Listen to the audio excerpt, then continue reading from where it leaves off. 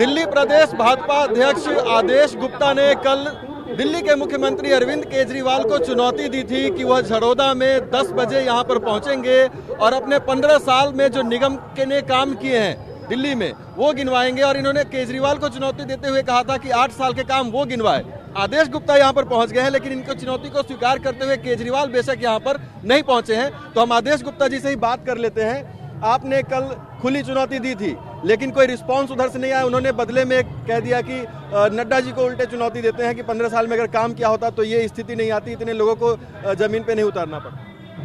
केजरीवाल जी को अगर ये पूछ लिया सवाल कि आप कोई 2 काम बताइए, तो वो 2 काम बताने की बजाय उनको कह रहे गाली लग रही है। ये मत समझो आप सरकार में हैं तो काम अगर आपने किया तो अब बताओ।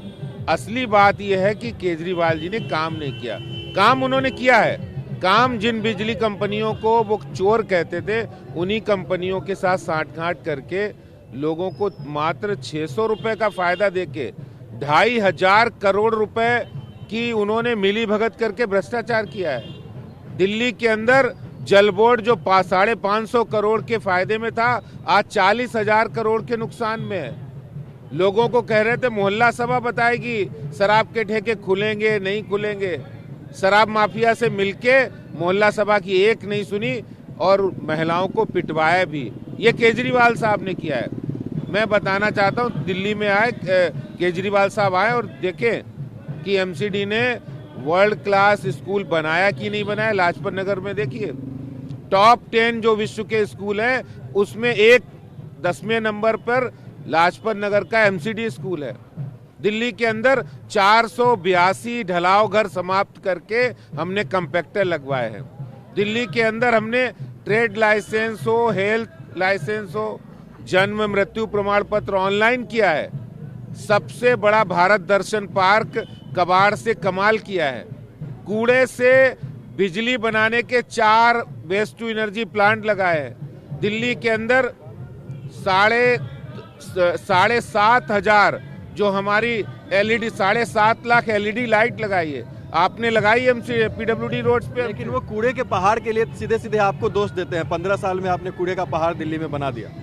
मैं उन्हें चुनौती देता हूं कि अगर कूड़े की समस्या पर किसी ने काम किया है तो भारतीय जनता पार्टी ने किया है, और एमसीडी को मदद की है किसी ने तो प्रधानमंत्री नरेंद्र मोदी जी ने की है। उन्होंने कूड़े की लैंडफिल साइट की आजादी के जो 60 साल हुए हैं, 60 साल में जो कूड़े लैंडफिल साइट बनी है उसमें किसी भी सरकार ने मदद नहीं की। मोदी सरकार ने मदद की है और आज वहां पर 2,80,000 मीट्रिक टन कूड़ा में से 80,000 मीट्रिक टन कूड़ा हट चुका है और वहां पर 2024 तक बिल्कुल क्लीन एंड ग्रीन वहां पर हो जाएगा। मैं अरविंद केजरीवाल जी से कहता हूं, अगर आपने काम किया होता तो एनजीटी 600 करोड़ का जुर्माना आपके ऊपर नहीं लगाती, एमसीडी के ऊपर लगाती। एमसीडी ने अपना काम किया है, इसीलिए एनजीटी ने दिल्ली सरकार के ऊपर जुर्माना लगाया है। आदेश जी, एक मुद्दे से जुड़ा हुआ सवाल है।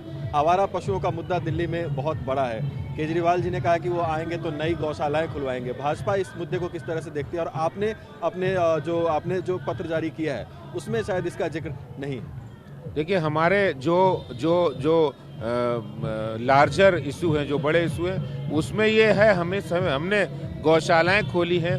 हमने जो गाय घूमती हैं, आवारा पशु घूमते हैं, उनको हमने ले जाने के लिए वाहन व्यवस्था की है और हमेशा नगर निगम ने इस पे काम किया। नगर निगम सिर्फ जो हमारे यहाँ बंदरों की समस्याएं हैं, कुत्तों की समस्या है, उसके साथ साथ बहुत से जो एनिमल्स, जो डॉग लवर्स हैं, उनकी देखते हुए जो उनको स्टरलाइजेशन होता है वो लगातार चलता है हमारा प्रोग्राम। ये दिल्ली सरकार जो इन्होंने 8 साल में वादे किए, इन्होंने कहा यमुना साफ कर देंगे, पोल्यूशन खत्म कर देंगे, दिल्ली के अंदर परिवहन व्यवस्था सही कर देंगे, दिल्ली के अंदर हम सड़कें बना देंगे, फ्लाईओवर बना देंगे, कुछ तो किया नहीं।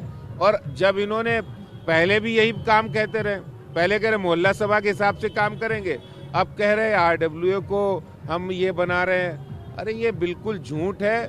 आरडब्ल्यूए को मिनी पार्षद बनाने की जो इन्होंने वादा किया है, ये बिल्कुल मोहल्ला सभा जैसा है। मोहल्ला सभा के लिए कहा था हम तो हर काम मोहल्ला सभा से पूछ कर करेंगे, और आज शराब के ठेके खोले तो मोहल्ला सभा से पूछा था क्या आपने? दिल्ली के अंदर गंदा पानी नहीं आ रहा, साफ पानी आना चाहिए, मोहल्ला सभा से पूछा आपने? टैंकर नहीं आने चाहिए, टोटी से पानी आना चाहिए, मोहल्ला सभा से बात की? तो वो केजरीवाल पहले भी यही कहते थे, अब नए शब्द कह लिए। आखिरी सवाल है कि कुछ मंदिरों पर केजरीवाल और उनके नेताओं की एंट्री बैन हो गई है। उनका कहना है कि ये भी बीजेपी की साजिश है, वो हमारे मंदिरों में एंट्री बैन कराने के बोर्ड लगा रहे हैं, ये आपका सगुफा है। देखिए, केजरीवाल हिंदू विरोधी हैं। वो जो मस्जिद हैं उनके इमामों को और मुल्ला मौलवियों को तो आप सैलरी का इंतजाम करते हैं, सैकड़ों करोड़ रुपए आपने सरकार को दे दिए। क्या मंदिर के पुजारियों और गुरुद्वारे के ग्रंथियों का हक नहीं है? क्या आप सिर्फ तुष्टीकरण की राजनीति करते हैं? एक धर्म को खुश करने के लिए राजनीति कर रहे हैं, उनके वोट लेने के लिए राजनीति कर रहे हैं। केजरीवाल की जो मानसिकता वो हिंदू विरोधी है, इसीलिए अपने ट्वीट करके जो सतिया का निशान है, जो स्वास्तिक है, उस स्वास्तिक के पीछे झाड़ू लेकर एक आम आदमी पार्टी के कार्यकर्ता भाग रहा है और उसको भगा रहा है। ये खुद ट्वीट किया केजरीवाल ने।